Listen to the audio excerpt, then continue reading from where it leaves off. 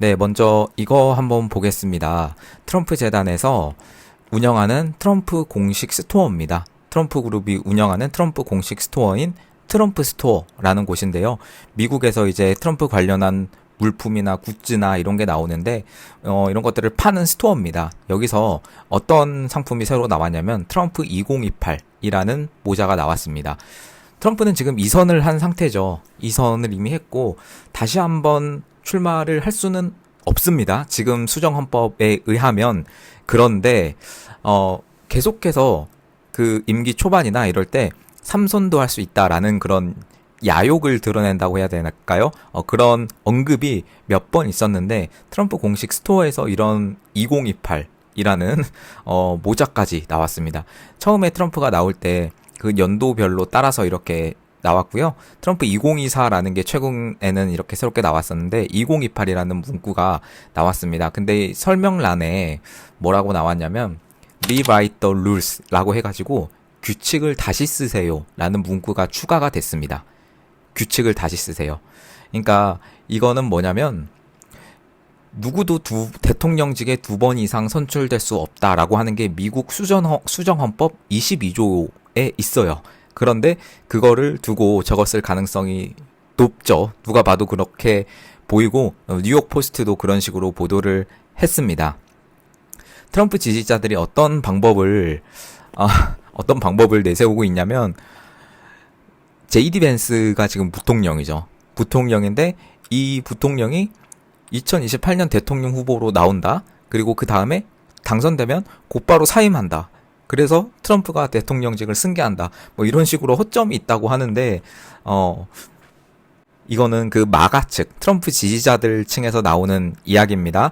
그래서 뭐 안 되는 건 아닙니다. 법적으로 안 되는 건 아니고 트럼프가 어떤 방식으로 이것을 우회하는 방법이 있을까 물어봤는데 이 앞에서 나온 내용, 벤스 부통령이 2028년에 대통령에 나와서 당선되고 사임하면 트럼프가 승계한다. 이런 거에 대해서 트럼프가 우회하는 한 가지 방법이다 라고 실제로 인정을 했어요. 그리고 규칙을 피해갈 방법은 더 있다 라고 이렇게 말을 했습니다. 그러니까 트럼프 구상에는 지금 삼선에 대한 것도 어느 정도 있지 않나 라고 의심을 해볼 수가 있는 그런 상황입니다.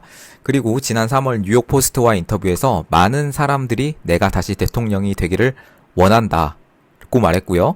그리고 지난달 NBC 아닙니다. NBC와의 인터뷰에서 또 다른 임기의 가능성에 대해서 농담은 아니지만 아직 생각하기에는 너무 이르다라고 답하기도 했습니다. 뭐 어떤 식으로 일이 펼쳐질지 4년 뒤에는 알 수 있습니다. 3년 뒤겠네요. 3년 뒤에는 알 수 있겠지만 트럼프도 나이가 좀 있어서 그런데 뭐 지금 미국 측에서도 이 트럼프의 엄청난 이 권력 이거는 엄청나기 때문에 많은 지지자들이 원하는 것도 사실입니다. 네. 이 트럼프 모자가 지금 $50에 판매가 되고 있어요. 한화로는 한 71,000원 정도? 71,000원 정도 되는 것 같고 상품 설명에 미래는 밝습니다. 트럼프 2028 모자로 규칙을 다시 쓰세요. 이렇게 적혀 있습니다. 진짜 좀 사고 싶네요. 사고 싶고 우리가 Make America Great Again이라고 해서 그 마가 모자도 많은 분들 우파분들 쓰고 다니시더라고요. 그리고 Make Korea Great Again MKGA 그 모자도 쓰고 다니시고 우리 윤석열 대통령님이 관제에서 나오실 때 그 모자도 직접 써주셨잖아요. 그런 것처럼 이런 식으로 이런 모자나 굿즈나 이런 것들이 우리 우파를 대변하는 Make America Great Again 이 마가라는 문구가 단순히 미국뿐만 아니라 전 세계로 지금 퍼지면서 이 우파의 기본적인 가치가 되는 것 같습니다. 네, 이어서 트럼프 이야기 조금만 더 드리면요. 그 관세에 대해서 계속해서 나오고 있습니다.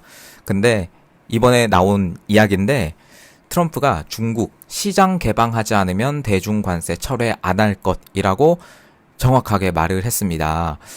CNN 방송이랑 뭐 백악관 기자단이랑 이렇게 저번에 그 교황 장례식 때 참석을 했는데요. 그 로마로 향하는 전용기 내에서 인터뷰가 나온 겁니다. 중국이 실질적인 것을 주지 않으면 관세를 철회하지 않을 것이라고 트럼프가 직접 말을 했는데요. 그래서 실질적 양보가 무엇이냐라고 했을 때 Free of China 라고 했습니다. 중국을 개방하라. 그리고 중국에 우리가 들어가서 일하게 해달라는 것. 솔직히 그게 우리가 원했던 것이다. 거의 얻어낼 뻔했는데 그들이 물러났다. 라고 말했습니다.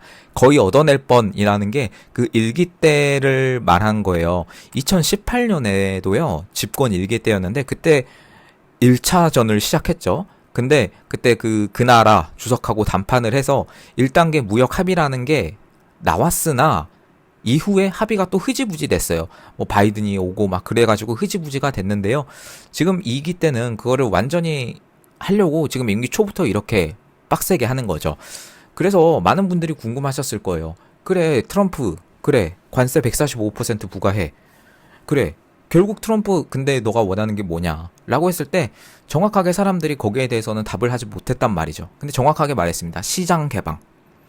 근데 여러분, 우리가 그냥 생각하듯이 무슨 다른 자유민주주의 국가에서 물론 그런 데는 이미 시장이 개방이 되어 있었겠지만 시장을 개방한다는 게 무슨 의미일까에 대해서 여러분 딱 이렇게 와닿는 게 있으십니까? 조금 애매하실 거예요. 그러나 여러분 이거는 그 나라의 경제 체제를 좀 이해하면서 그걸 전제로 깔고 시장 개방이 무엇이냐라고 생각했을 때는 굉장히 파격적인 조치가 될 수 있습니다. 트럼프 대통령이 중국 시장을 개방하지 않으면 관세 철회가 없다라는 말에 전략적 의미를 볼 수 있는데요. 첫 번째입니다. 중국 경제의 자립성을 깨트리려는 시도로 볼 수 있습니다.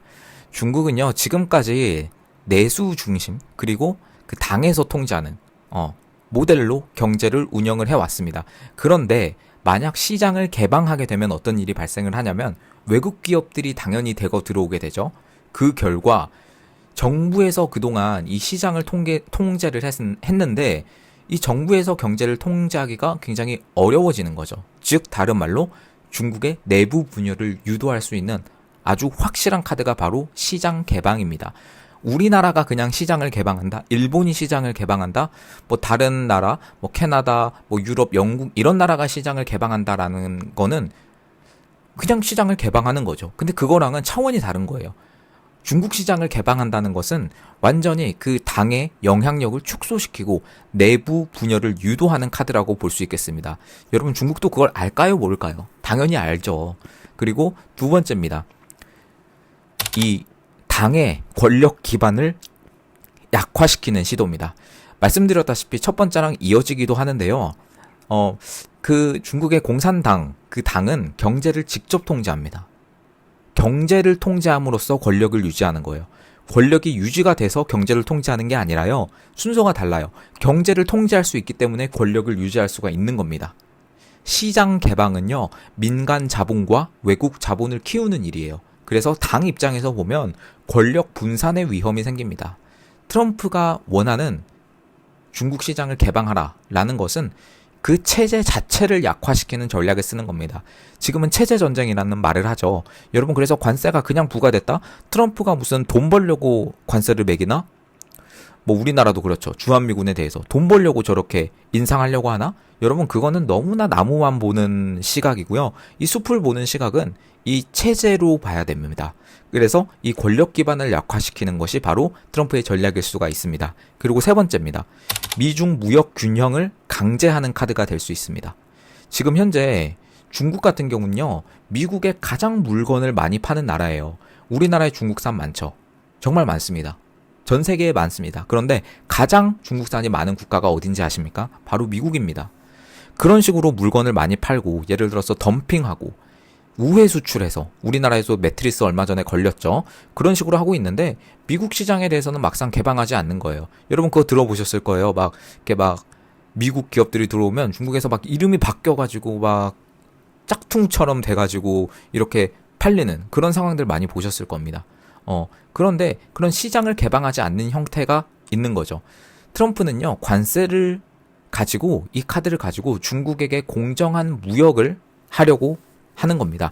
안 받아들인다? 그러면 145% 관세 그냥 너네 계속 받아라 이렇게 하는 거죠. 이 관세 자체가 지금 중국 경제에 직격탄입니다. 그런데 과연 중국 시장을 개방하게 되면 어떤 일이 발생하는가에 대해서는 말씀드렸지만 첫 번째, 중국 경제의 자립성이 깨트려질 수 있고요. 이거는 내수 중심의 모델이 깨트려진다. 경제를 통제하기 어려워진다. 그리고 두 번째, 당의 권력 기반이 굉장히 약화가 된다. 말씀드린 것처럼 시장 개방은 민간 자본과 외국 자본이 키워지는 일이라서 권력 분산이 된다라는 거고, 그리고 세 번째, 미중 무역 균형을 강제하는 카드가 될 수 있다라는 겁니다.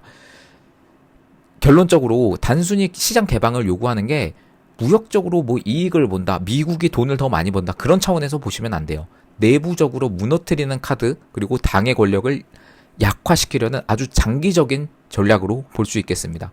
표면적으로는 공정무역이지만 표면적으로는 실제로는 경제 해체고요. 정치 붕괴를 노리는 겁니다. 이거는 거의 답을 다 말해준 거예요.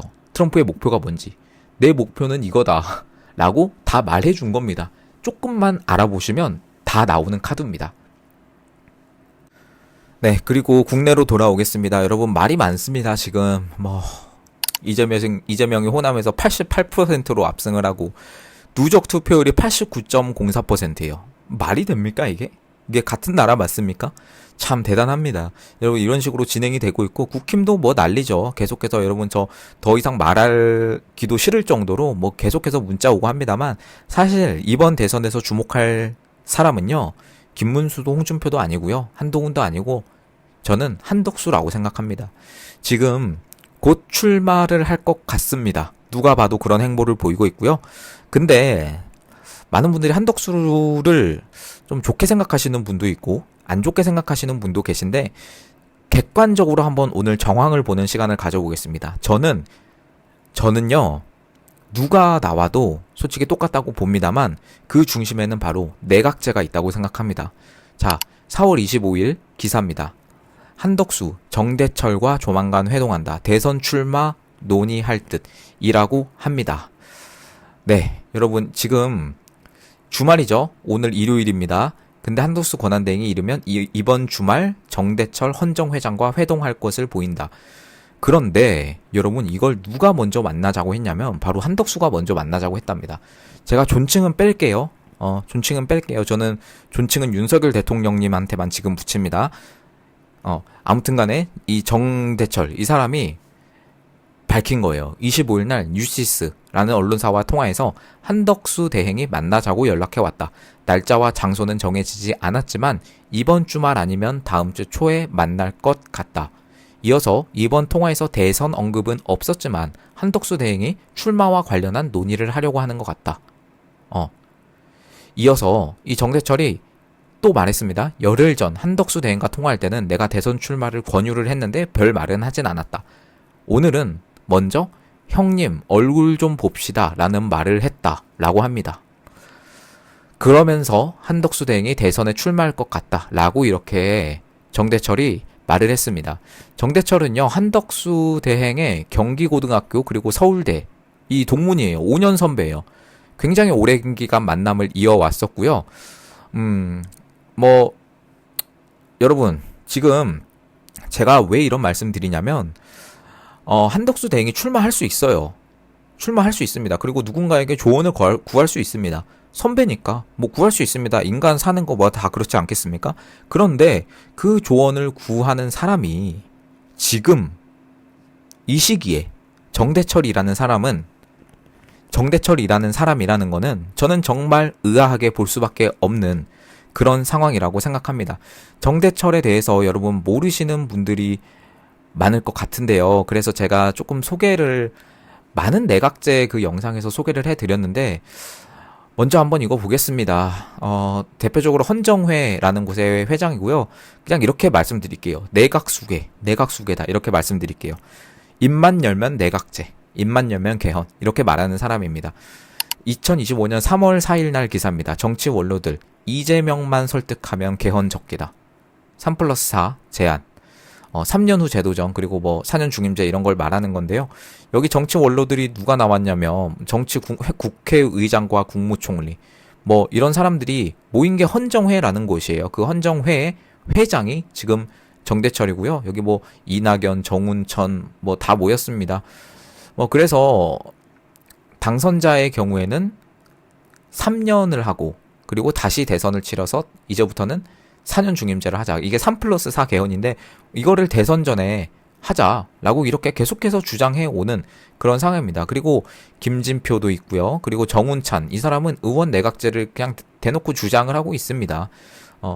근데 막 김황식 뭐 이런 사람도 의원 내각제가 우리가 갈 방향, 권력 구조와 함께 선거제 개편도 이루어져야 한다. 이런 식으로 하고 있습니다. 정대철 여기서도 사실 오늘 토론할 필요도 없다. 압력을 가해서 대표 한 사람을 설득해야 된다. 그게 누구죠? 이재명이죠. 이재명 말한 겁니다. 그리고 여기서는 정대철이 뭐라고 말했냐면 개인적으로는 분권형 대통령제, 이원 집정부제죠. 플러스 4년 중임제를 해야 된다. 여러분 지금 계속해서 말을 하지만 뭐 내각제라고 대놓고 말하는 사람도 있고요. 대놓고 말하지 않는 사람도 있습니다. 그러나 그 중심에 뭐가 있냐면 제왕적 대통령제라는 게 있어요. 이건 뭐죠? 대통령의 권한을 축소시키겠다는 거죠. 지금이 제왕적 대통령제입니까? 공수처 경찰 3, 4천 명이 쳐들어와서 대통령을 딱풀 영장으로 데려가는 그 상황이 지금 제왕적 대통령제가 정말 맞습니까? 저는 그렇게 생각 못하겠습니다. 윤석열 대통령님이 마지막 헌법재판소 변론에서 말씀하신 게 제왕적 국회에 대한 내용이에요. 국회의 권한이 너무 세다. 완전히 반대되는 말을 하고 계신 거죠. 지금 정대철 이 사람과 윤석열 대통령님은 반대로 개헌을 하자라고 말을 하는 거예요. 나경원 의원도 그렇게 말을 했었고요. 이 정대철 이 사람은요, 계속해서 이재명을 설득해 왔습니다. 이게 2025년 4월 6일 기사입니다. 4월 4일 날 탄핵 인용이 났었죠. 정말 어이가 없었지만 이 사람이요, 탄핵 인용되기 하루 전날 이재명 조기 대선 개헌 동의했다. 조기 대선 전에 개헌 동의했다. 윤 선고전 정대철 통화 이런 기사가 나왔어요. 탄핵 하루 전날 이재명하고 통화를 했대요. 그래서 무슨 얘기를 했냐? 개헌하자라는 거죠. 4년 중임제로. 4년 중임제가 결국엔 대통령의 권한을 축소시키는 거고 내각제에 대한 국민들의 여론이 안 좋으니까 4년 중임제를 쿠션처럼 넣자라고 하는 걸로 제가 볼 땐 보입니다. 그런데 지금 보시면 책임 총리제랑 뭐 경성헌법을 연성헌법으로 고치자. 이게 뭐냐면요. 이게 여러분 굉장히 위험한 겁니다. 지금 경성헌법이 뭐냐면 헌법을 이렇게 개헌을 하기 좀 어려운 거죠. 국회 제적위원회 3분의 2 이상이 동의를 해야 되고 또 거치면 국민투표를 해서 개헌을 해야 됩니다. 개헌을 하기가 어려운 구조라는 거죠. 그런데 연성헌법이라는 건 뭐냐? 좀 흐물흐물하게 만들자는 거죠. 쉽게 말하면. 이게 무슨 뜻이죠? 개헌을 하기 더 쉽게 하자. 개헌을 하기 더 쉽게 개헌을 하자라는 거예요. 연성헌법이 되는 순간 개헌이 너무나 쉽게 됩니다. 즉, 이 정치구조 개헌이 너무나 더 빠르게 될 수밖에 없는 거죠. 이런 걸 노리고 있습니다. 정대철 이 사람이 그 중심에 있습니다. 그런데 이재명의 설득을 실패했는지 또 이런 기사가 나왔었죠. 정대철, 이재명과 3일 통화 때 개헌하겠다더니 일주일도 못 간다. 권력 가까워지니 이 꼴이다. 뭐 이렇습니다. 이게 어떤 데서 말을 했냐면 새미래민주당 그 이낙연 쪽 거기 나와서 말을 한 거예요. 윤석열 대통령님에 대한 탄핵 선고가 있기 전에 이재명과 통화를 했는데 자기 입으로 개헌하겠다더니 일주일도 못 간다. 라고 이렇게 바로 이재명을 그렇게 설득해놓고 비판을 했습니다. 그런데 이 사람을 먼저 만나자고 한 게 지금 한덕수입니다. 여러분은 어떻게 생각하십니까? 저는 누구를 지금 뭐 대선 전국에 대해서 말을 하고 싶지 않아요. 말을 많이 안 하는 거 여러분 느껴지실 겁니다. 그런데 정황을 보고 판단할 수밖에 없어요. 정말 한덕수라는 사람이 이 정대철이라는 사람에 대해서 정말 선배로서 생각해서 조언을 구하고자 만나자고 했을까? 이게 첫 번째 가능성이고, 두 번째, 아니면 이 내각제, 이 개헌 세력에게 말을 하려고 나오려고 하는 건가? 여러분 어떤 식으로 생각합니까? 근데 과연 한덕수라는 사람이 정말 똑똑한 사람인데, 정말 능력도 좋고 미국과 협상도 잘하고 똑똑한 사람인데 이 정대철의 활동을 모르고 통화를 해서 먼저 만나자고 했을까? 저는 그럴 수는 없다고 보거든요. 판단은 여러분들께 정황만 말씀드리겠습니다. 여러분들 어떻게 판단하는지 댓글로 달아주시면 감사하겠습니다. 네, 여러분들 어제 제가 어제도 아닙니다. 지금 행진 다녀와서 애호개역부터 남부구치소까지 행진 다녀와서요. 내일 오전에 제가 영상을 오전에 만들 수가 없어서 지금 예약을 해놓고자 이렇게 합니다. 여러분들 많이 도와주시고요. 제가 게시글에서도 올려놨지만 지금 남부구치소에 정말 아직도 청년들이 있습니다. 참 여러분들 많은 관심 가져주시고요. 네, 부탁 좀 드리겠습니다. 앞으로도 발로 뛰겠습니다. 계속해서 여러분들 이 우파 유튜브들 생태계 지켜주시고요. 지금 멤버십 가입을 제가 계속해서 홍보를 하고 있는데요. 현재 1%까지만 제가 홍보를 하려고 합니다. 근데 0.24%까지 왔습니다. 여러분 많은 관심 부탁드리고 이 우파 유튜브 생태계 지켜주시기를 부탁드립니다. 왜냐하면 이 알고리즘 탄압은요. 결국 그들이 두려워하는 게 전 드러난다고 생각합니다. 저희의 입을 막으려고 합니다. 여러분 이걸 지켜주십시오. 그리고 계좌를 후원해주신 분들도 정말 감사드립니다. 그분들 덕분에 제가 라이브도 하고 영상도 이렇게 올리고 하고 있습니다. 오늘 영상은 여기서 마치도록 하고요. 마지막으로 영상 하나는 참고 부탁드리겠습니다. 감사합니다. 오늘 방송 여기서 마치도록 하겠습니다.